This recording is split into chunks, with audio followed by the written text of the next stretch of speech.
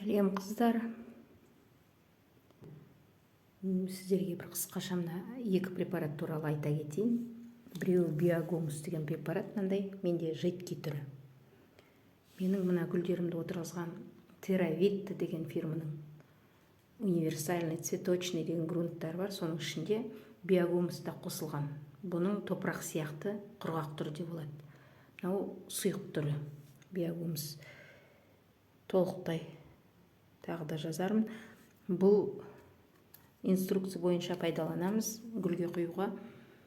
Ол гүлдің деген жақсы өсуіне, тамырының жақсы қалыптасуына, гүлдеуіне, жапырақтарының әдемі болып шығуына өте көмегі бар. Био дегеніміз өзі химиялық емес, органикалық, органическое удобрение, органоминеральный дейді. Органикалық және минералдық тыңайтқыш ретінде өте жақсы препарат, қолдануыңызға болады, өте қымбат тұрмайды, бірталайға жетеді.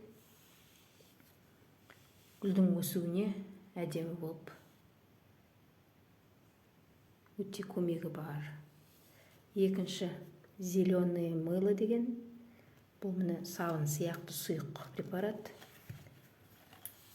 Бұл препарат бұрыннан келе жатқан народный средство ретінде. Бұл жаңағы вредительдерға қарсы. Жаңадан шығып жатқан, байқап қалған кездеріңізде осыны инструкция бойынша суға езіп, шашып, сүртіп пайдалануға болады. Бірнеше жаңағы потиный клещ, трипсы, тағы көп бірнеше вредительға көмегі бар. Біз хозяйственный мылымен сүртеміз деп айтып жатады қыздар. Сонда осы зеленый мылыны пайдалануға болады, шашуға.